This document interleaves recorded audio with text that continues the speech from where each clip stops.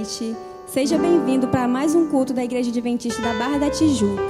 Para darmos início ao culto, te convido a louvar a música Inteiramente Fiel.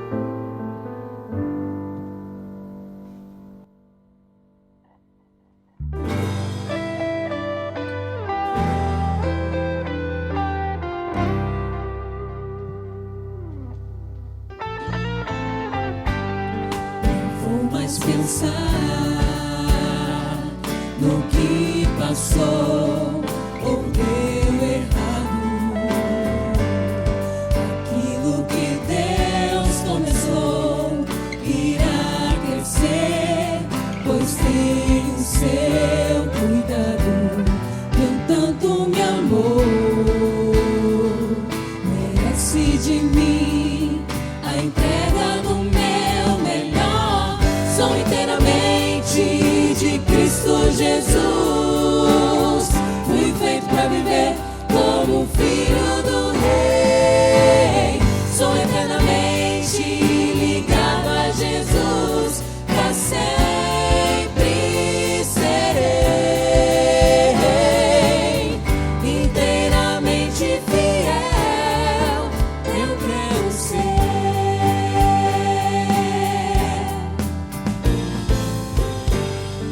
Sei de um lugar que está além do que é comum. A vida que existe lá não vai ter fim por causa de Jesus. Quem tanto me amou merece de mim a entrega do meu melhor. Sou inteiramente de Cristo Jesus. Fui feito para viver como filho do Rei. Sou eternamente ligado a Jesus. Para sempre serei inteiramente fiel. Eu quero ser.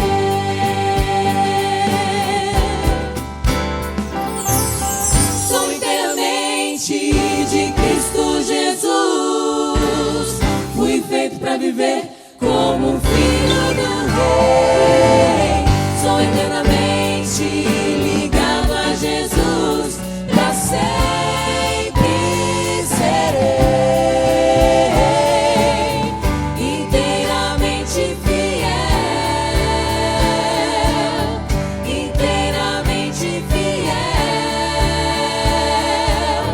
Inteiramente fiel. Eu quero ser.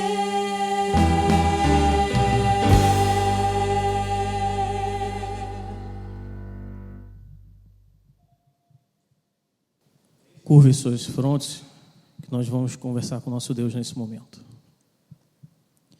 Senhor nosso Deus, uma nova semana está por vir e nesse momento pedimos para que o Senhor possa nos guiar, nos revestindo principalmente de sabedoria, que possamos lidar com todos os momentos que a semana irá nos apresentar. E pedimos sua bênção, Pai, sobre a nossa vida, sobre tantas vidas nesse meio, nessa realidade em que vivemos. Que o Senhor possa nos acompanhar sempre, nos aconselhar sempre através do Espírito Santo. É tudo que eu te peço, te agradeço. Em nome de Jesus, amém.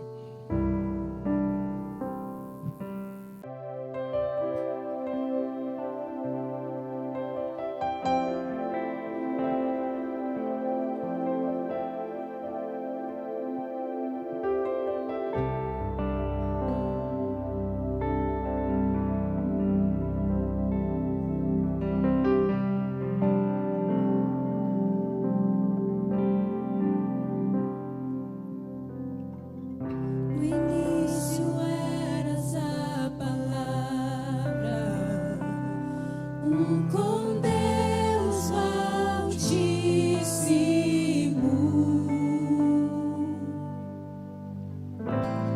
O mistério de tua glória, Cristo em ti se revela.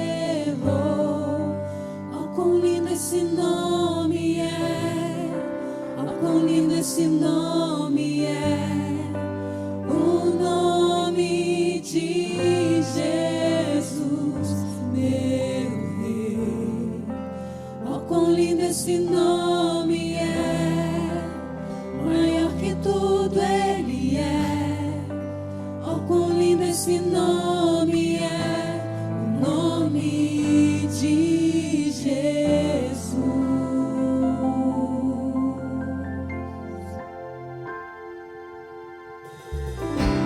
Deixou o céu para buscar-nos, veio pra nos resgatar.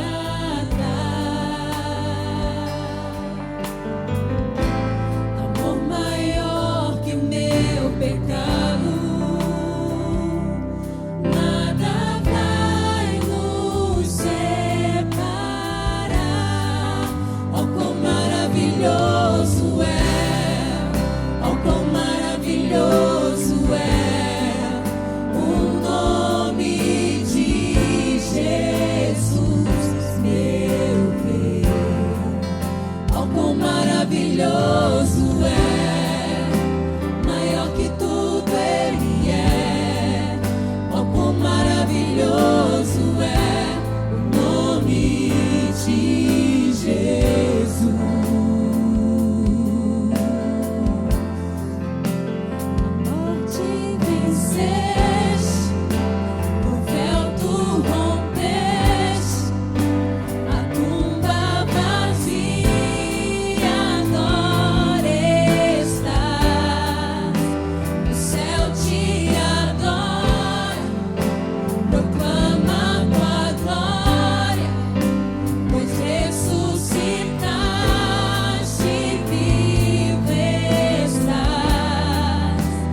És invencível, inigualável, hoje pra sempre reinarás. Teu é o reino, tu é a glória, acima de todo nome estás. Poderoso esse nome é, poderoso esse nome é, o nome de Jesus, meu Rei. Poderoso esse nome é, mais forte que tudo é. Poderoso esse nome é, o nome de Jesus. Poderoso esse nome é, o nome de Jesus.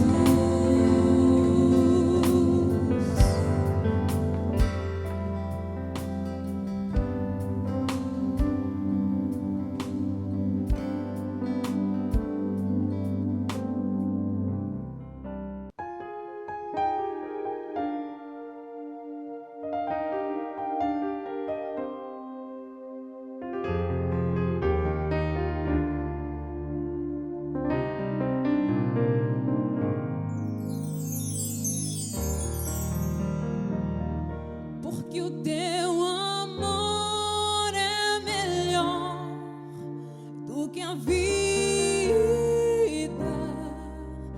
Os meus lábios te louvarão enquanto eu viver. Em teu nome levantarei as minhas mãos. A minha alma se fartará só em ti, só em ti. A minha alma se fartará só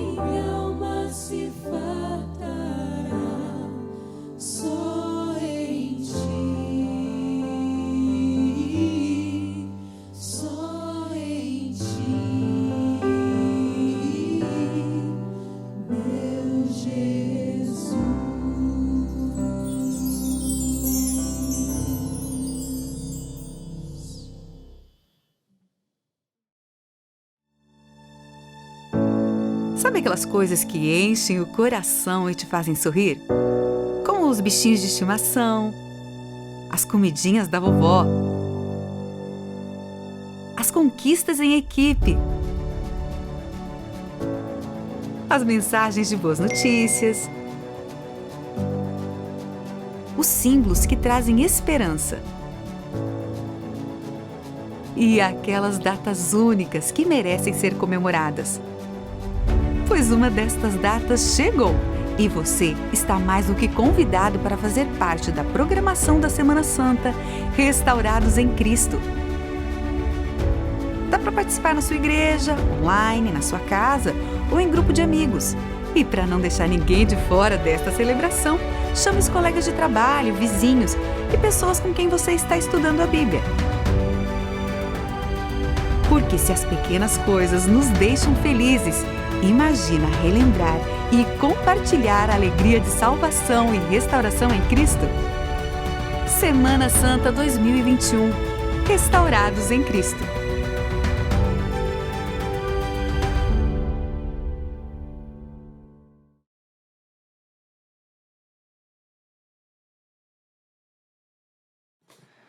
Boa noite a todos, é uma alegria estar com vocês nessa noite, aceitar esse convite para estar com vocês nesse culto.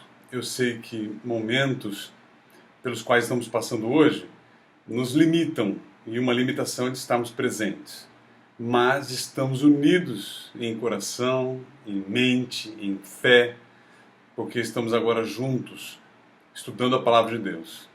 Eu agradeço o convite que me foi feito. É mais uma vez uma alegria estar junto com a Igreja da Barra, uma alegria também poder participar com vocês de um momento tão especial que é o estudo da Palavra. Eu gosto muito deste momento, e a Bíblia é riquíssima para dar a nós a satisfação de que nosso coração tanto precisa. A Palavra é uma bênção, porque ela não só anima, não só revigora, mas ela dá esperança, ela dá condições de olharmos para o futuro de uma forma confiante, mesmo em meio a tantos conflitos, mesmo em meio a momentos tão difíceis pelos quais passamos hoje.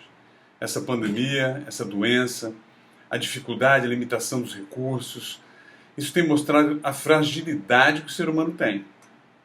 A Bíblia é clara sempre em apresentar isto. Sempre mostra fragilidades na vida do ser humano porque somos pecadores. Temos deficiências claras, notórias no dia a dia. Não só na força da mente, na força das ações, nos relacionamentos, na consideração adequada, no discernimento pleno de valor das pessoas ou das coisas. Somos mesmo realmente muito fracos e falhos. Mas a Bíblia apresenta isso para dizer a nós que há uma direção, há uma saída, e essa é Jesus Cristo. O mundo apresenta a nossa fragilidade, quem sabe, para mostrar que nós temos recursos limitados mesmo, que somos falíveis e finitos. Porém, a palavra de Deus dá uma outra direção. Ela quer reestruturar a vida. Esse é o plano da redenção. Essa é a melhor maneira de encontrarmos estabilidade, felicidade e bênçãos nesta vida. Eu quero dizer para você que o que nós vamos estudar nesta noite apresenta realidades humanas, mas também a realidade divina. A ótica que nós temos neste mundo, com as coisas que estão à nossa disposição, mas a ótica divina de olhar além daquilo que vemos. O texto que eu escolhi está em João, no capítulo 8. Você pode abrir sua Bíblia aí, João, capítulo 8. Nesse capítulo 8, ele é introduzido com um episódio em que Cristo se envolve não só com uma pessoa, mas com várias, a ponto de conceder uma ministração plena, com pouquíssimas palavras, mas com força de ação intensa. Eu gosto muito dos episódios de Cristo, porque ele traz ao ser humano uma realidade que está fora de nós, mas que pode ser vivida por nós. É um aprendizado constante, é uma coisa linda, são ações maravilhosas da pessoa de Jesus Cristo. Então eu quero agora dividir com você a história da mulher adúltera. Então eu vou ler aqui o texto, que é João capítulo 8, do verso 1 até o verso 11, tá bom? Então acompanha comigo. Jesus, entretanto, foi para o Monte das Oliveiras. De madrugada voltou novamente para o templo, e todo o povo ia ter com ele. Assentado, ele os ensinava. Os escribas e fariseus trouxeram à sua presença uma mulher surpreendida em adultério. E, fazendo-a ficar de pé no meio de todos, disseram a Jesus: Mestre, essa mulher foi apanhada em flagrante adultério. E na lei de Moisés, manda que tais mulheres sejam apedrejadas. Tu, pois, que dizes? Isso diziam eles, tentando para terem de que o acusar. Mas Jesus, inclinando-se, escrevia na terra com o dedo. Como insistissem na pergunta, Jesus então se levantou e lhes disse: Aquele que dentre vós estiver sem pecado, seja o primeiro que lhe atire a pedra. E tornando a inclinar-se, continuou a escrever no chão. Mas ouvindo eles esta resposta, e acusados pela própria consciência, foram se retirando um por um, a começar pelos mais velhos até os últimos, ficando só Jesus e a mulher no meio onde estava. Erguendo-se Jesus e não vendo a ninguém mais além da mulher, perguntou-lhe à mulher: Onde estão aqueles teus acusadores? Ninguém te condenou? Respondeu ela: Ninguém, Senhor. Então lhe disse Jesus: Nem eu tampouco te condeno.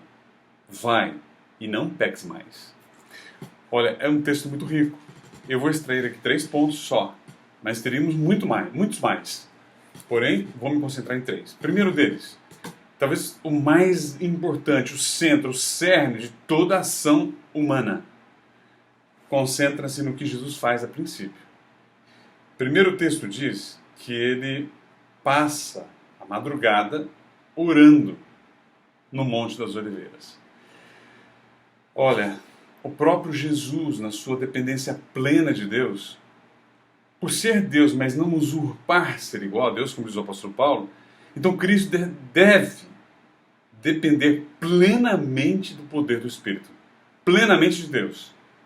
Ellen White, falando de Desejar a Todas as Nações, ao descrever essa história e muitas outras, onde mencionam a oração em que Jesus passa às vezes a madrugada orando, ela diz que ele deveria depender plenamente de Deus. O próprio Cristo diz: as obras que eu faço, as palavras que eu uso, não são minhas, são as do Pai. Porque ele, em oração, recebia esse poder, recebia sobre si o Espírito Santo, para que ele pudesse dividir com as pessoas a alegria da salvação, da liberdade, de uma nova vida e a bênção de estar com ele, sentindo-se justificado e salvo pelo seu poder.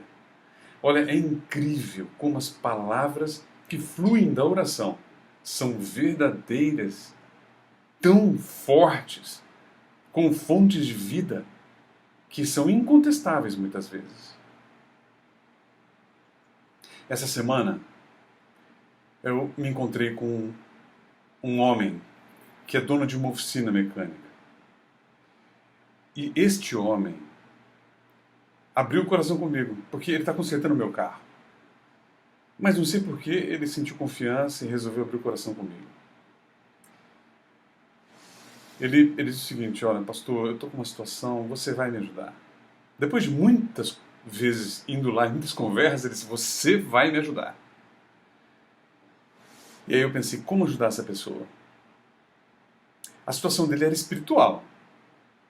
O problema, especificamente, não começou com ele, mas tornou-se dele. Ele tem umas casinhas de aluguel e foi fazer uma reforma numa delas. E ao lado dessa casa que ele iria fazer reforma, ele tinha uma inquilina. E essa inquilina mandou uma mensagem para ele, falando assim: olha, eu estou precisando de ajuda. Eu tenho dinheiro, eu pago o aluguel certinho, só que eu não estou em condições físicas de sair de casa. Eu estou com fome, você pode me ajudar? Ele, claro. Então ela pediu sorvete. Ele comprou um sorvete e também fez uma vitamina de banana com morango e levou para ela. Ela se alimentou. Depois ela disse para ele assim: eu estou com azia, você pode me comprar uma coisa para azia? Ele foi lá e comprou e levou. Ele não cobrou nada dela, ele deu isso de presente. Depois ele também deu uma ajudinha ali na própria casa, fazendo alguma coisa, mas ela estava acamada. E ele disse, você precisa chamar seu filho. Você precisa chamar seus familiares. Você precisa chamar pessoas que possam te ajudar. Eu não tenho condições de estar aqui sempre. Meu trabalho exige muito de mim, eu tenho uma família também, eu tenho netos. Então, eu queria te ajudar mais, mas eu não posso. Chame alguém da família. No dia seguinte, ele ligou para ela, ou mandou uma mensagem, perdão, de WhatsApp. Você já ligou para o seu filho? Já mandou mensagem para sua família? Ela disse que sim. Você está buscando alguém, algum médico, alguém de saúde para te ajudar? Ela disse, estou. Só que na verdade não estava. E isso foi uma sexta-feira. E ele disse, olha, eu não vou estar por aqui, não posso te ajudar. Busque alguém para te assessorar da sua família. E então ele foi para o fim de semana. Quando ele voltou lá na segunda-feira, acho que foi de segunda ou terça, ele começou a sentir um cheiro forte, vindo daquela casa. E então, quando ele chama os bombeiros, eles descobrem que a mulher estava morta dentro da casa. E ele, com lágrimas no coração, assim, nos olhos e com o coração apertado, ele disse para o pastor, eu devia ter invadido aquela casa, eu devia ter forçado essa mulher ao hospital. Eu disse a ele, olha, eu não tenho palavras para te confortar, mas eu tenho palavras da Bíblia. Eu contei a história do bom samaritano, como o samaritano se envolveu com aquela pessoa caída e deu uma primeira ajuda. Eu falei, você deu essa primeira ajuda, você parou o seu tempo, você parou a sua vida para se envolver com essa pessoa. E então, o restante devia ser a família. Só que ela não contactou com a família, ela acabou morrendo sozinha, solitária. E isso domina os pensamentos deste homem. Para falar a verdade, até eu, quando eu vi essa situação ontem, essa noite, eu sonhei com isso. Me apertou também. Acordei 1h30 da manhã, lembrando dessa situação. Eu fiquei apertado com ele. Que mundo que nós estamos vivendo hoje. Mas a única coisa que confortou o coração dele foram as palavras da Bíblia. As palavras de Cristo não são palavras de conforto, porque eram oriundas do poder do céu. Hoje vivemos uma vida difícil, pessoas morrendo de Covid, situações apertadas o tempo inteiro. Outras pessoas com problemas de saúde, problemas na família, financeiro porque não tem trabalho. Pessoas com muitas dificuldades. Que palavras podem ser dadas a essas pessoas? O que você e eu temos para entregar para elas? Queridos, nossas palavras serão fortes se forem fruto das orações, do exemplo de Jesus Cristo. Na audiência com o Pai todos os dias, ao enxergá-lo, ao vê-lo, nossas palavras terão força pelo que Deus é para você, pelo que Deus é para mim. É incrível como Cristo distribui essas palavras com toda a maestria. Mas como diz o texto, ele passou a madrugada buscando o poder para essas palavras. E é verdade, a dependência de Deus é a força da nossa pregação. Por isso ele cativava as pessoas. Não só porque era Deus, mas ele não podia usar sua divindade. Em momento algum ele a usou. Ele não usurpou isso como ser humano. Ele teve que viver como nós, para que pudesse vencer como nós e nos dar a salvação que precisávamos.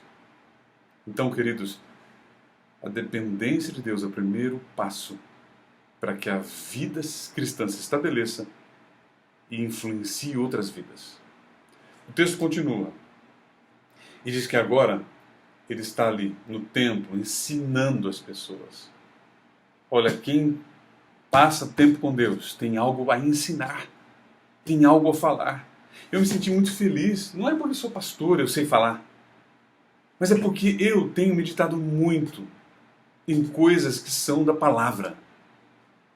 E esse texto de O Bom Samaritano, ele não sai da minha mente. Talvez é o texto que eu mais goste hoje. De ler, de pensar, de meditar, porque ele é inesgotável. O que Cristo faz através desse texto, para mim, é a maior luz de ação, de como Deus pensa, de como Deus se envolve com as pessoas. E eu consigo ver espectros desse pensamento em vários outros textos, como este aqui, onde Cristo busca em Deus o seu poder, para então, na estrada da vida, tecer ensinamentos, tecer direções, noções adequadas de valor do ser humano. E ele agora trabalha uma noção adequada. Aquelas pessoas sendo ensinadas por Jesus podem ver na prática o que Cristo está ensinando.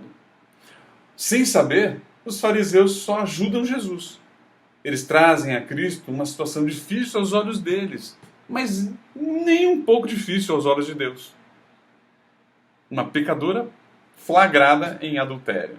Qual é a solução para uma situação vexatória, vergonhosa, difícil para essa mulher? Qual é a solução? É o perdão de Deus. É a graça de Cristo. Olha, ela é colocada diante de todos. E é nesse momento que Cristo pode salientar para todos a força do perdão, a força do plano da redenção, a força do valor que Deus dá à vida humana a ponto de dar a sua própria vida por nós. Como ele poderia rechaçar essa mulher se ele veio morrer por ela? Tá certo que ele não passou a mão na cabeça dela, ele disse, ó, vai, não peques mais.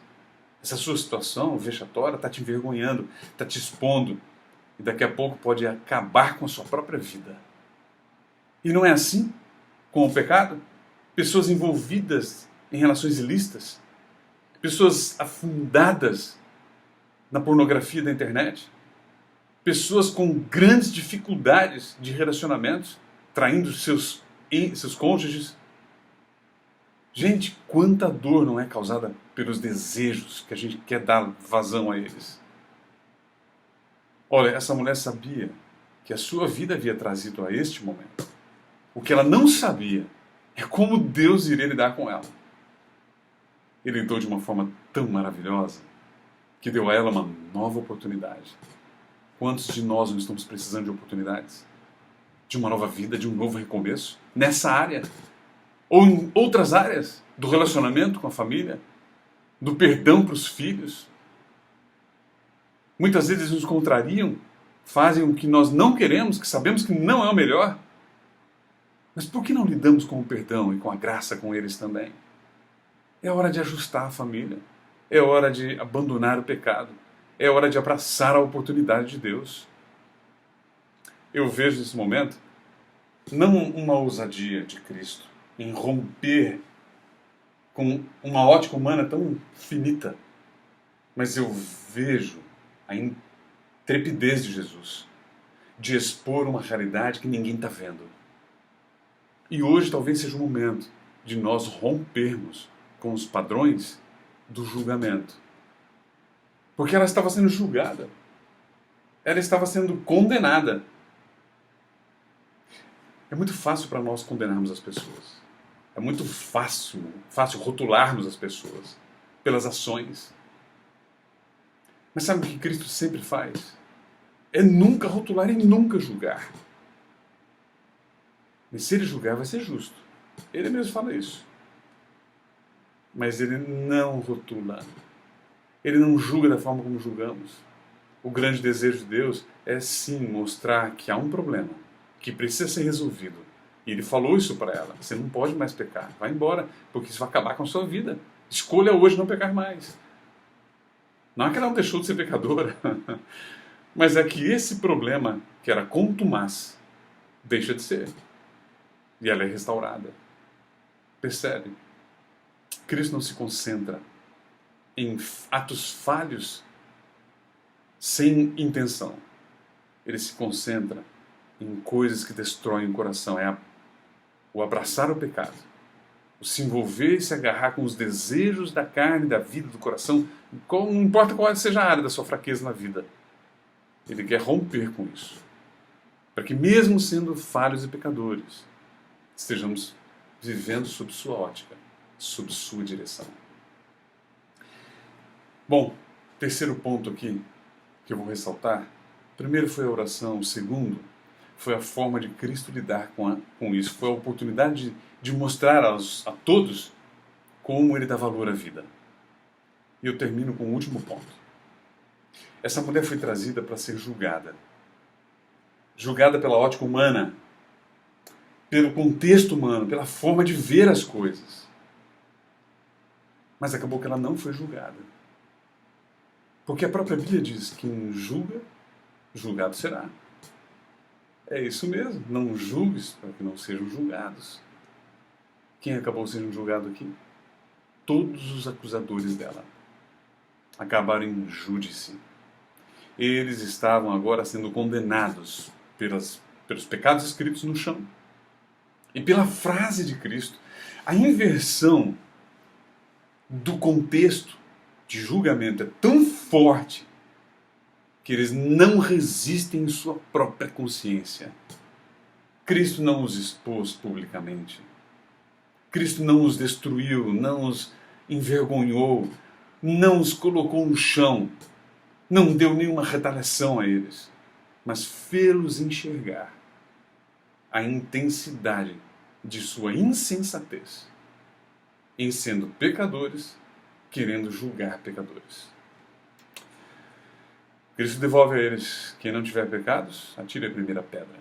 A inversão simplesmente roubou deles a força, roubou deles a condição de condenação. Trouxe a eles a noção de que estavam na mesma condição da mulher.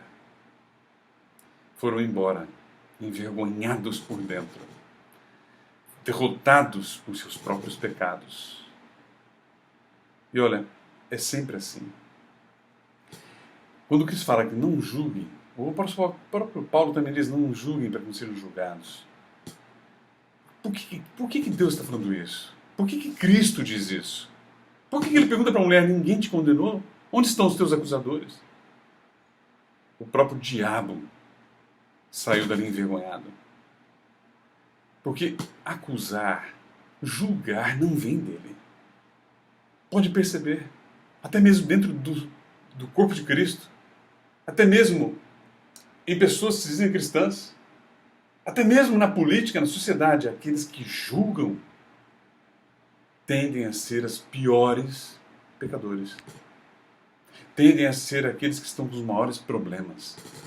Porque quem aponta pecados, aponta erro para denegrir a imagem, para diminuir, geralmente é quem está com mais problema ou está mais sujo. É uma forma de se defender na linguagem popular aí. E dentro do próprio redil, às vezes, também ocorre isso. Essa estratégia não é divina. Essa estratégia é humana, pecadora. Resultado de uma visão egoísta, desejando controlar a situação. Mas sabe de uma coisa? A gente pode, a princípio, sair julgado, sair rotulado, maldado pelas pessoas. Mas, com o passar do tempo, Deus honra aqueles que dependem dele, aqueles que confiam nele e não vivem julgando, mas buscando salvar. Cristo buscou salvar essa mulher, mas ao mesmo tempo deu aos seus algozes, aos seus juízes momentâneos, a chance de também se olharem por dentro e de alcançarem a misericórdia em Deus. Incrível como Jesus é especialista em alterar as situações. Hoje, como podemos trabalhar com isso?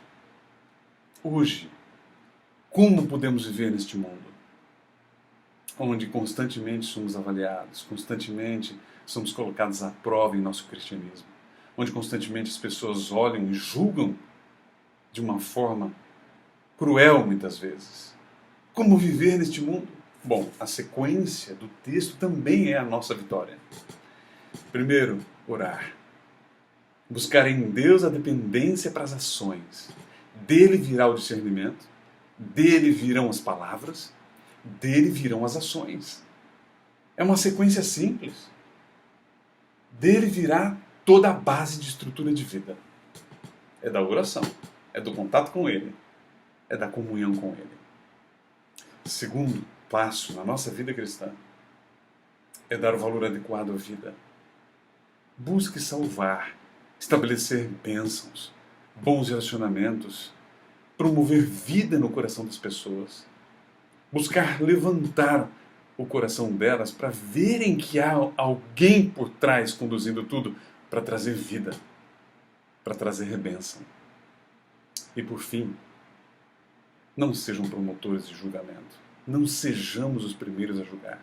Pelo contrário, sejamos os primeiros a ajudar, a auxiliar, a estabelecer a salvação no coração das pessoas. Eu desejo de coração que em Cristo sejamos mais do que vitoriosos, porque o seu exemplo em lidar com esta mulher é justamente a condição de vida que o ser humano precisa hoje. Ele precisa do seu envolvimento nesse sentido. Uma das coisas que me chamaram a atenção nessa experiência que eu tive essa semana com esse Senhor é que ele estava sensível. E quando ele ouviu a palavra, que eu não falei de mim mesmo, mas citei a Bíblia, ele disse assim: poxa, obrigado pelas palavras. Elas vão me ajudar a entender isso melhor. Eu fiquei feliz por isso. E aqui estabeleceu um caminho para nós podermos ter uma boa conexão espiritual. E sabe que é isso que Deus quer? Ele quer que pessoas o enxerguem, o vejam no dia a dia da vida. Olha, o que mais chamou a atenção desse homem foi que ele pôde ver Cristo na situação dele. Porque eu associei o que ele fez, a atitude de se envolver com aquela pessoa, como semelhante ao que Cristo sempre faz conosco. E foi exatamente isso que o chamou a atenção. Então eu fiquei feliz por isso. Sabe, não é fácil fazer isso. Nem sempre eu consigo. Não são todas as vezes que eu consigo levar a pessoa a enxergar na Bíblia a sua própria ação e a sentir-se feliz por isso e atendido. Ele encontrou mais paz no coração dele. Mas eu peço a Deus que Ele me ajude a levar as pessoas a compreenderem isso. Me dê oportunidades para isso. Peço a cada dia por isso. E espero que Deus te abençoe também. Eu quero te fazer uma pergunta. Você deseja ser um promotor de bênçãos? Um promotor de vida eterna? De esperança? De alegria para as pessoas? Não de ser um julgador, um juiz, mas de ser um advogado de bênçãos. Em nome de Jesus Cristo. Você deseja isso? Então em seu coração diga a Cristo: Senhor, me dê forças para eu encontrar essa vitória. E que Ele te abençoe no sangue do nosso Salvador. É o meu desejo para você. Que a graça de Cristo te alcance. Não importa se você não é um membro da Igreja Adventista. Você que está me ouvindo agora. Isso não importa. Se você deseja ser um instrumento nas mãos de Deus para derramar bênçãos na vida das pessoas, então você foi chamado para isso. A Bíblia está aqui para que você faça isso. A Bíblia está aqui diante de você para que você encontre paz, não só no seu coração, mas seja um promotor de paz também. Deus abençoe você que me ouve e que já segue essa fé. Que a graça do nosso Salvador também te envolva, te dando forças nessa caminhada e redirecionando os nossos passos. Que a graça de Cristo seja contigo. Feche seus olhos e vamos orar. Pai eterno e santo, que a tua bênção alcance o coração de cada um que está me ouvindo agora. Que a tua graça, ó Deus, envolva essas pessoas. Não só elas, como a mim também. Sou carente da sua graça, falho, pecador, mas sei que o Senhor é um Deus perdoador, um Deus bondoso, um Deus não só amoroso, mas participante na vida de cada um de nós. Abençoe para que a sua palavra conforte cada um que ouviu agora, mas que também tenha a alegria de ser um instrumento de conforto a muitas outras pessoas no momento difícil que este mundo está passando. Nos abençoe a sermos agentes de fé, de bênção na vida dessas pessoas. Coloco em tuas mãos todos aqueles que estão nos ouvindo agora, bem como a minha família, em nome de Jesus Cristo. Amém. Amém. Deus te abençoe. Que a graça do nosso Salvador seja a alegria do seu coração cada dia. E a cada movimento seu, Jesus continue te conduzindo. Amém. Abraço a todos.